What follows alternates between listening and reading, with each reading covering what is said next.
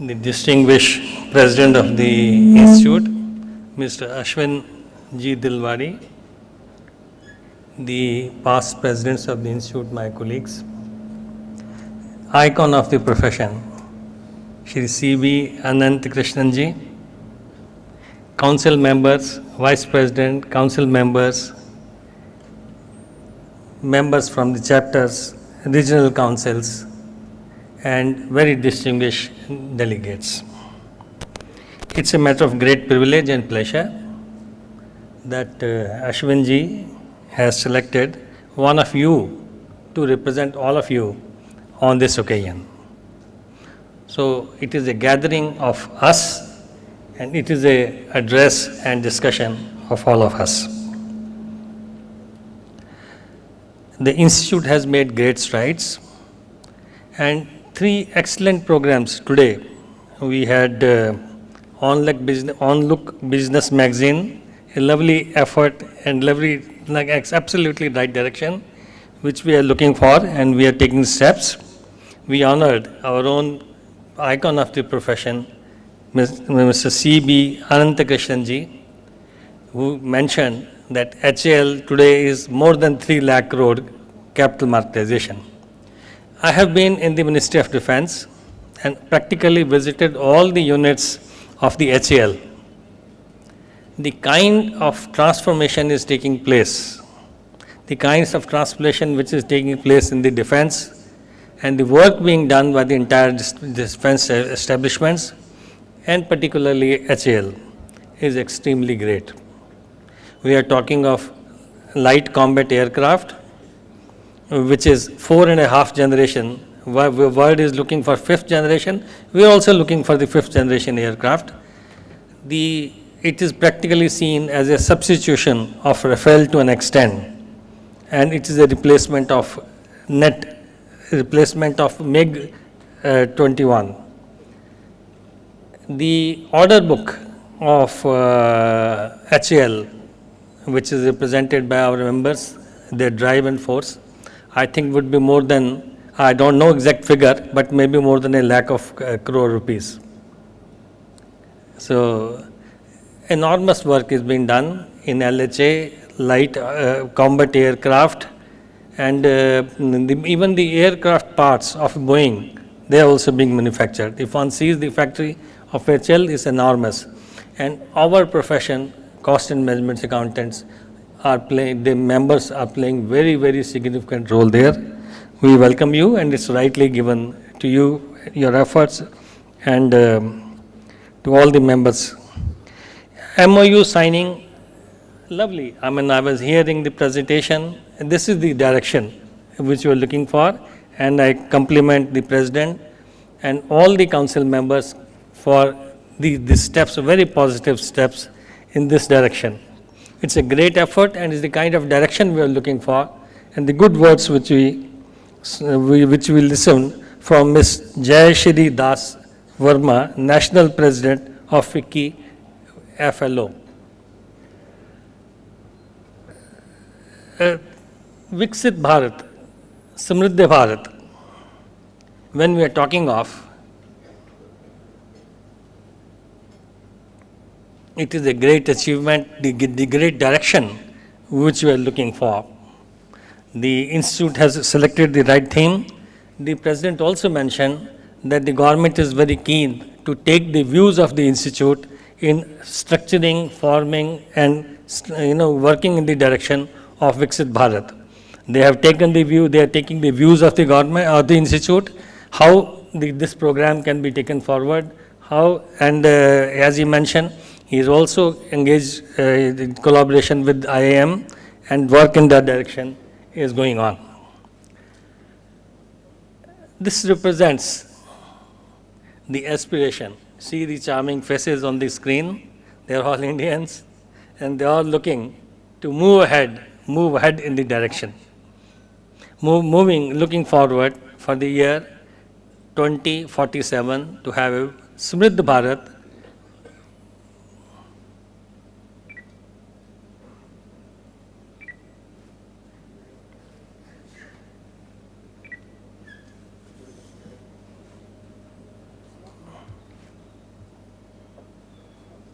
ये देखिए एक minute.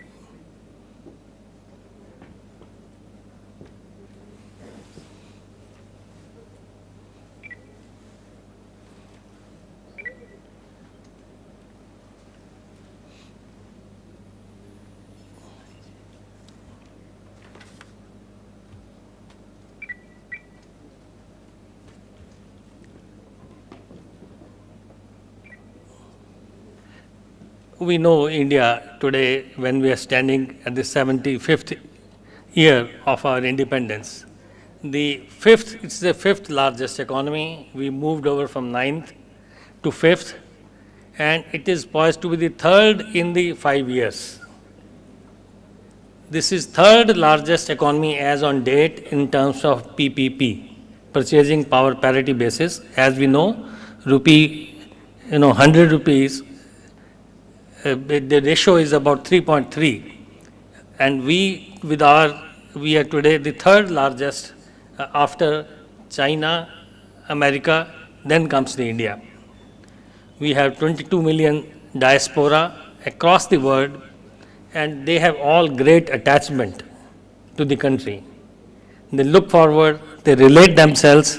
Even if I have met people, those who have moved 33 generations ago, 4 generations ago, 5 generations ago, people in Indonesia, people in Africa, they still have a lot of attachment. Whenever we meet them on an international forum, they immediately come forward, ask how the India is moving, and have great attachment with the country. That's a big strength. Indians are now accepted as CEOs. There was a time when we were saying, for glass ceiling. There's no ceiling. Sky is the ceiling. And Indians are demonstrating. I think there would hardly be any company today, international company, where the valuation is billions, where the CEO, CIO, or CFO is not from the Indian origin. What to talk of even the Prime Minister of UK. And it's being very well received. We have done remarkable progress in renewable power, roads and bridges, telecommunication. Telecommunication is one of the largest segment of the world. Aviation, Delhi airport saw 20% compound average CAGR, and that means in 5 years the traffic is doubled. The kind of, if you see who is buying the maximum aircraft in the world, India is buying it. And see the number of airports, ports and shipping. Ports and shipping in a great extent, urban infrastructure, railways, oil and gas. I mean, if we can keep on talking, these are the important segments. There's a remarkable development in agriculture. Agriculture is, most of you would have traveled abroad and seen. If you buy anything from abroad, it's much more expensive. In India, you get all vegetables, you get all agriculture products, and much less in price. Very good quality, whether you talk of fruits, whether you talk of vegetables, whether you talk of wheat, whether you talk of basmati is world over, and this remarkable agriculture has gone. And this has been one of the reasons, agriculture is one of the reasons where the purchasing power parity of India is so high in comparison to the other countries. Heavy industry, irrigation, space, biotechnology, oceanography, science, education, research, this all we can keep, these are the major segments which are there. And there's increasing forex reserve indicator, where the fourth largest, foreign reserve holders with 641, and it's going up. Every year, about 40 to 50 billions are being added. There's a slight difference this time. The difference is the government wants to hear everybody, wants to involve everybody. Government doesn't want to go alone. He wants to involve everybody, and that's how the institute is also being involved, and specific inputs of the institute would be taken. It's a very small extract from the Prime Minister's speech. इसी भाव के साथ सरकार देश के हर युवा को विकसित भारत के एक्शन प्लान से जोड़ना चाहती है। देश के युवाओं की आवाज को विकसित भारत के निर्माण की नीति रणनीति में ढालना चाहती है।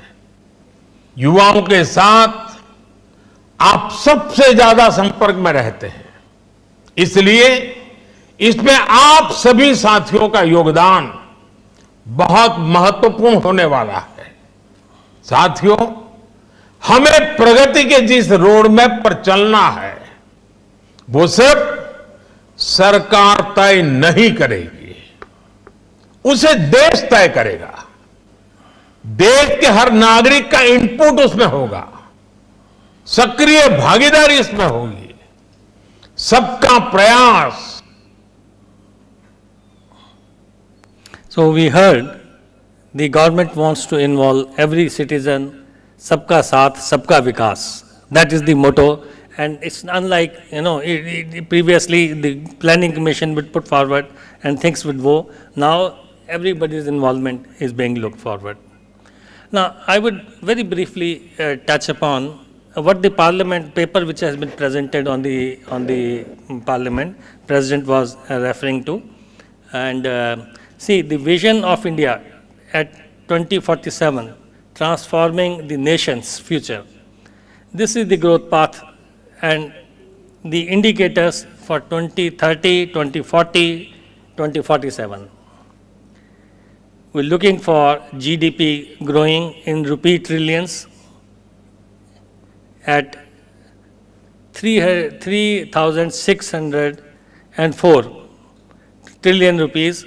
Per capita GDP we are looking for in 2030 4 lakhs of rupees, 2040 10.93 lakhs of rupees, in 2047 21.84 lakhs of rupees. This is the projection which is there, and this is the source is the Niti Aayog. Niti Aayog is steering this. Exports, quantum jump in exports, imports will continue to remain going ahead. Investments are huge, savings are touching 31% on an average. So that target is still kept on. So this is the vision which the Niti Aayog has presented before the Parliament, and this document is from the reference division of the Parliament on the Vision 2047. Now the point here is reaching the last mile. It's not just the main mega, but reaching the last mile. Infrastructure and investment, as we know, the kind of infrastructure and investment which is going on, unleashing the potential of green growth. Green growth is an extremely important aspect, and financial sector. By 2047, the government aims to achieve 30 US trillion economy with a per capita income of USA 18,000 to 20,000. This is the kind of figure, the targets or the potential or the direction which is being taken to build world-class infrastructure, eliminating unnecessary infrastructure in interference of the government, developing 3-4 global champions, becoming self-reliant in defense, space, and enhancing India's role in the world. These are the targets. Fostering green growth, having research and development organization, skill and education, creating more efforts in that direction. How the world sees us, how this world is looking at the India. This is the India International Monetary Fund, the role as one of the world's fastest growing major economies. This is the estimate of IMF. What BBC is saying? BBC is saying in 30 years, India will be most of the world's largest economies will be those among the emerging one today, surpassing. These are the top economies they're looking for: China, India, USA, Indonesia, and so on. The forecast shows that the India's working age population would be larger than USA and China. India as a global leader by 2047. That is the aspiration which is there. The British Council, this is on the British Council's website, what they're saying, India will soon be one of the biggest influences on the world. Rising India. Its economy is, as its economy is transformed, its political, military and cultural power is likely to increase, elevating India to a 21st century superpower. They say the British Council report suggests great opportunities for UK to take advantage of the growth of the country. World has great expectations from us. Whether we talk of Middle East, we talk of latest economies, emerging economies, developed economies, and so on. What Indians think, what the average Indian, without the average Indian, when we can talk of growth, etc., but what are the aspirations of Indians? What is the aspiration of average Indian? The aspirations of average Indian has also changed. The student, Pranab Pandey, he is looking for, what is his desired possession by 2047? Car, 4 BHK house. Housewife, Pooja Sani, she is looking for car, house and a business. Corporate giant, they are looking for a retirement benefit, increased opportunities and so on. Similarly, the backbone, the workers and the students and the businessmen. The business people are looking for traveling the world. So everybody have their own segment, have their own inspirations. What are the inspiring Indians they're asking? The retirement benefit, multi-source of income. They are looking for, the aspirations are going up, high, a good home. Now, one thing very interesting, in survey you will find nobody talked of food, nobody talked of clothing. Roti kapda makan, roti kapda sorted out. Nobody is talking of roti kapda. They are talking of 4 BHK, they are talking of house, they are talking of car, they are talking of multi-source of income. The aspirations of the Indian have gone up very high. It's commensurate with the development which is taking place. What are the techno-forward innovators saying? A house in a metro city. Luxury cars, not ordinary cars, luxury cars. Global Indians, they are contributing in a great way. Today we are seeing all remittances which are coming in the country, thanks to the global India. Also, and the investment money which is coming. House in a metro city, high paying job. Now, very interestingly, what is a student is saying? This is a young student is a rural student. He is looking for computers, he is looking for artificial intelligence, he is looking for virtual reality. So, they are not talking of, they are thinking now in that direction. The citizens are now looking for, among the largest economies, leader in the new world order, technology giant, housing for all, healthcare for all, employment for all, quality education, manufacturing powerhouse, transparent and local and transparent governance. They want self-reliant, country. Now, interestingly, all of us, we are, every day we are interacting with the, industry. There's already a strong base in iron and steel, textiles, jute, sugar, cement, paper, petrochemicals, automobiles, pharmaceuticals. We know it's a very strong base. But incidentally, see, I have a very strong conviction, and I have been saying so on a number of forums. all these are the sectors where cost audit and cost accounting rules have been implemented. This has given cost accounting systems and cost audit have given strength to this industry more than to the government, strength to the industry to analyze their cost and take quick actions. So this has been the backbone. I think the contribution of our profession is enormous in this direction. Information technology, banking and insurance. On computers, automobile sector, India is going to be one of the largest players in the international market with automobile sector, education, pharmaceutical sectors. In COVID, we know that India was the Masiha when supplied COVID vaccine to more than 100 countries. And they were so thankful to the country, they bowed before the country. They bowed before the Prime Minister of the country and the contribution made by the country. Healthcare, renewable energy, infrastructure, these are the agriculture is going to agriculture is going to play a very enormous role in the coming decades to come. Now, on the renewable energy, we know the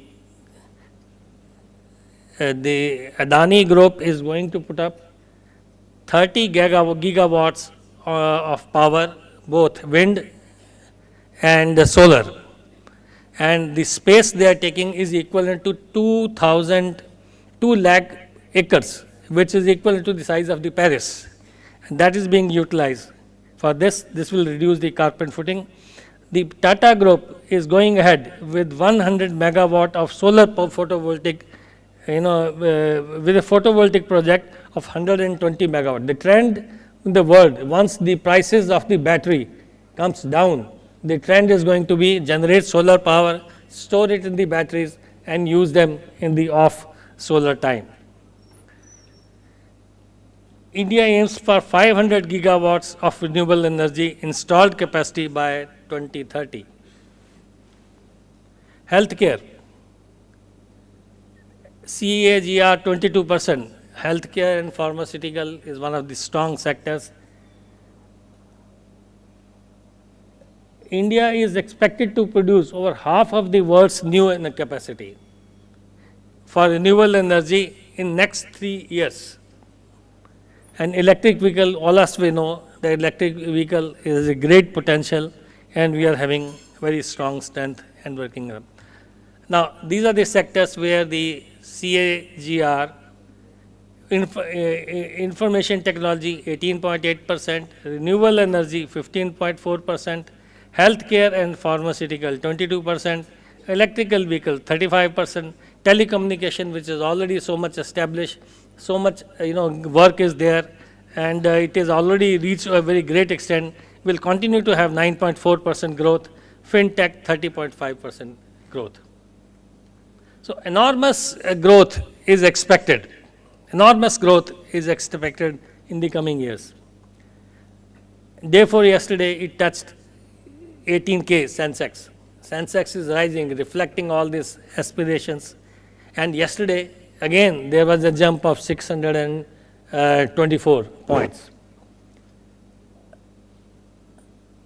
Indigo and Air India, they have already deployed artificial intelligence. This is reducing their customer support from 15% to 15% calls going to the operators to about 8 and 9%, and this is going to go down further.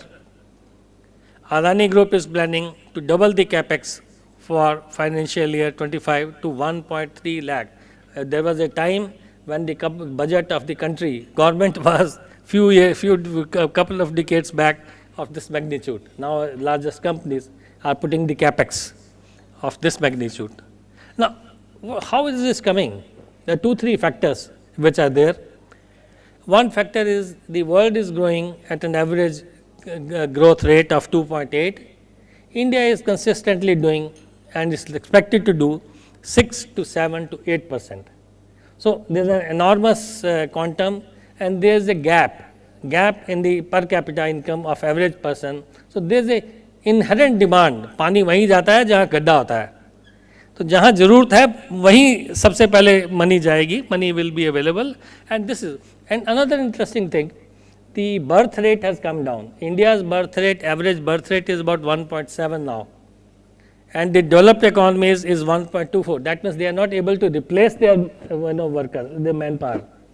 So India will have much larger. India has already surpassed China, and in another 20 to 20 years it will plateau and then again come down. So India will again come down to 1.6, highest and 1.6, and then start coming down. This is the global economy. This is they say Asia is going to grow in a much faster pace. United States is here, China is here, India is here, the other countries, Japan is here, Germany is here. See the growth rate between Germany and India. Germany, last quarter it was stagnant, it was coming down. So growth is coming to the country. Now world top 15 economies. There was no, in 80s we were not there in the scene. 2000 we were not in their scene. In 23 we became the 5th largest, and by 2050 around 2047 or so we will be the 3rd largest, China, USA and India. Presently there is a wide gap between India and USA. That gap will be reduced, and it will be, India will take over USA immediately thereafter. And this is the expected in 2075. By 2070, India is also having a goal of net zero carbon. Here you see some of the countries where the population growth is there, and if they play well, they can also come up. This is the vision of 2047.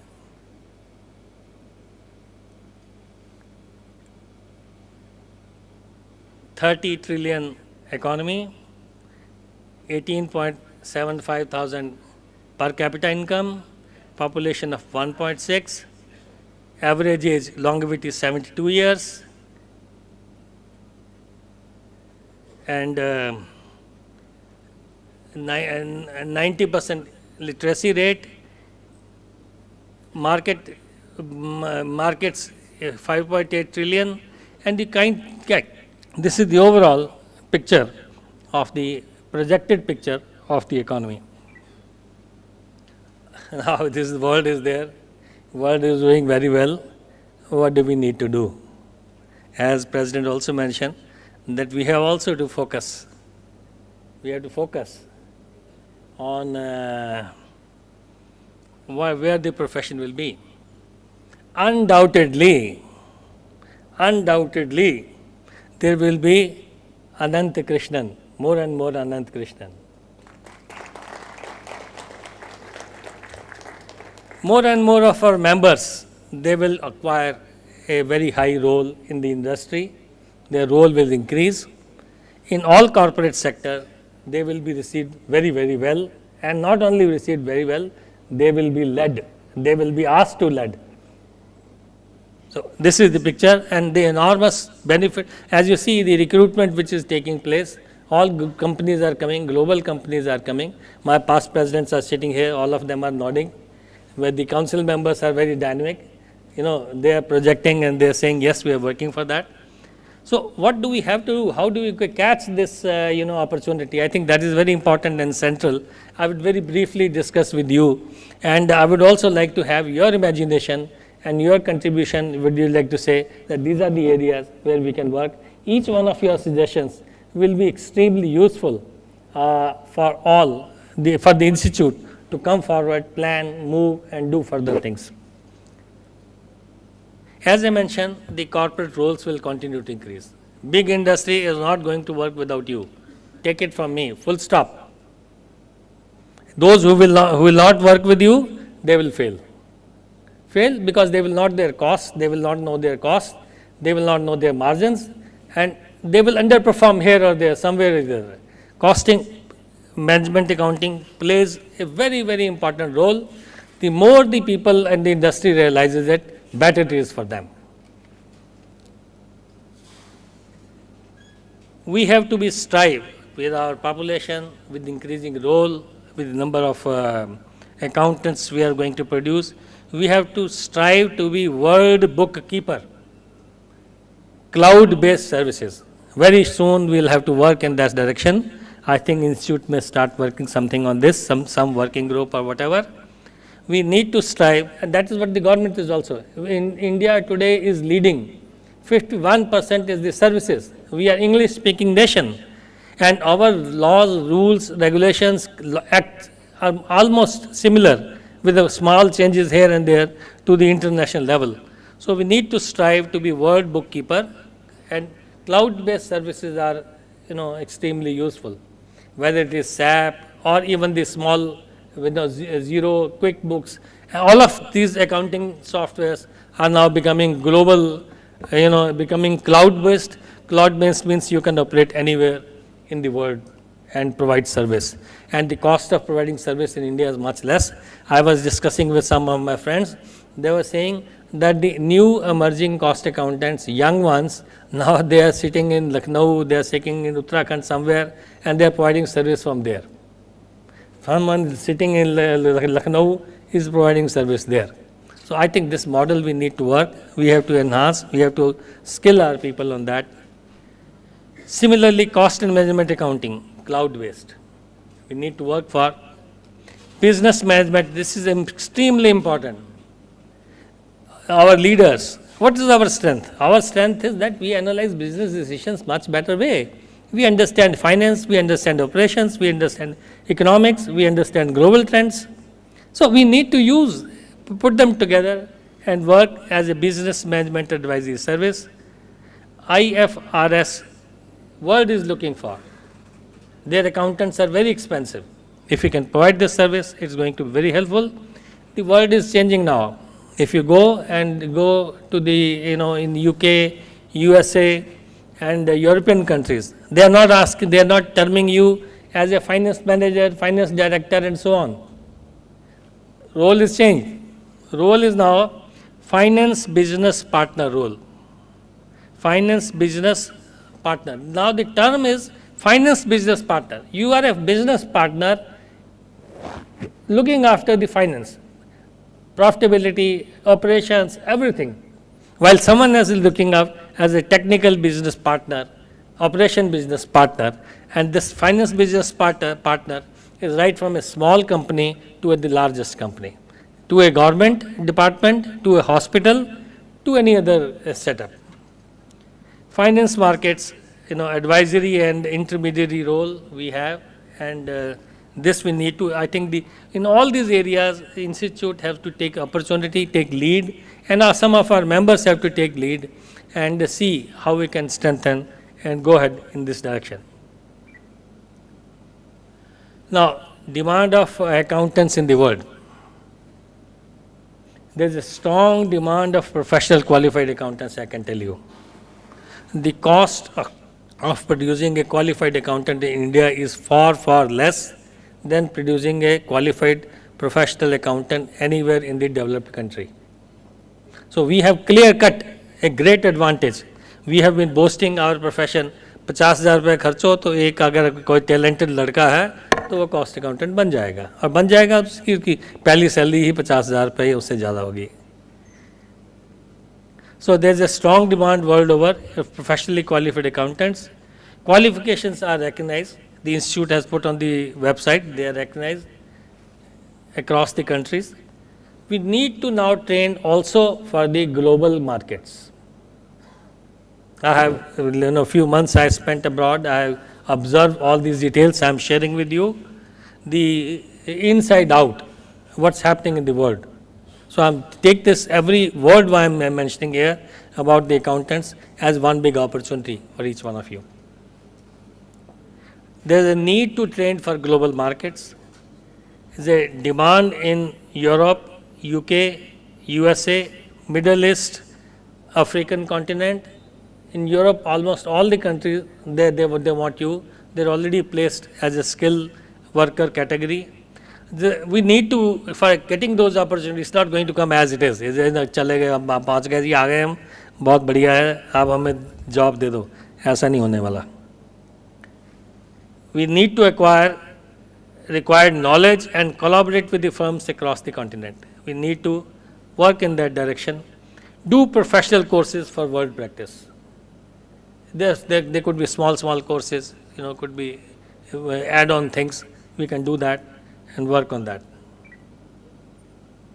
Enhancement of skills and sharing of knowledge. This is extremely important. Many members or professionals, they do not want to share their knowledge. If they do not want to share their knowledge, they are restricting themselves and not opening up their own market. They need to be leaders. They need to work on that. Strengthen knowledge sharing. I must appreciate all the councils last almost 5-6 councils, and each council members, they have great vision. They have very positive vision. They set up IBA, RVO, NCLT, arbitration, and other directions, CAT, and so on. So it is a very good work has done. Now we need to work further on that. There need to be knowledge sharing in all of these setups. How much knowledge sharing we are doing? That's not getting through. Unless knowledge sharing is there, you won't get multiple opportunities to multiply. So we need to work in that direction. My friends here are nodding. My council members, they are nodding and they are accepting these points. There is a dedicated team. We have to have dedicated teams and training in direct taxes. It may look very simple. Direct tax आसान है जी, कुछ नहीं return file करनी है. But you need to prepare people. The institute has taken steps. The practicing cost accountants once they are given certificate, they are given training. So enlarge and put some special courses in direct taxes, GST practice, and appeal procedures, company formation, compliance services. These are the things we need to enhance. That is the way in which we will be able to carry forward the new professional qualified, and senior professionals will play leading role in that.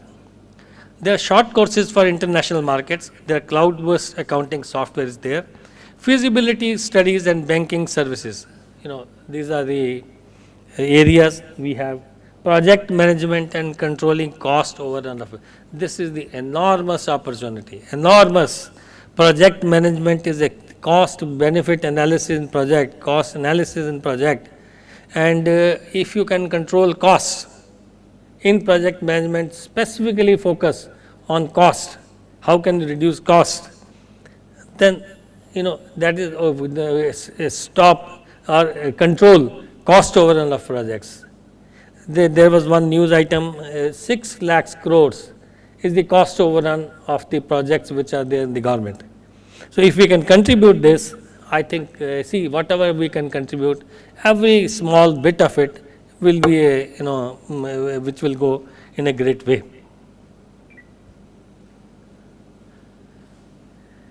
This is the aspiration, and this is also the aspiration of most of us, those who are sitting here, not only our young, pass outs. This is the aspiration, and I'm thankful to the President for giving me the opportunity, and I'm thankful to you, to each one of you, for hearing me so patiently. We are grateful to Sardar Patel, for unifying us. If the country was not unified, I think we would have been in a different position. I don't think we could have been one of the 5 largest economies and aspiring to be third or second, or maybe. And it's not only the soft, I can tell you, very interestingly, world over, the moment you tell them that you are from India, they say, the first impression is they are very thankful. They are very happy with the Indians. And they say, this person, he must be very much qualified, he must be very nice. I said, you speak very well. The aspiration today in the world is there for us. And we have to take this opportunity to catch it at the earliest. Thank you very much.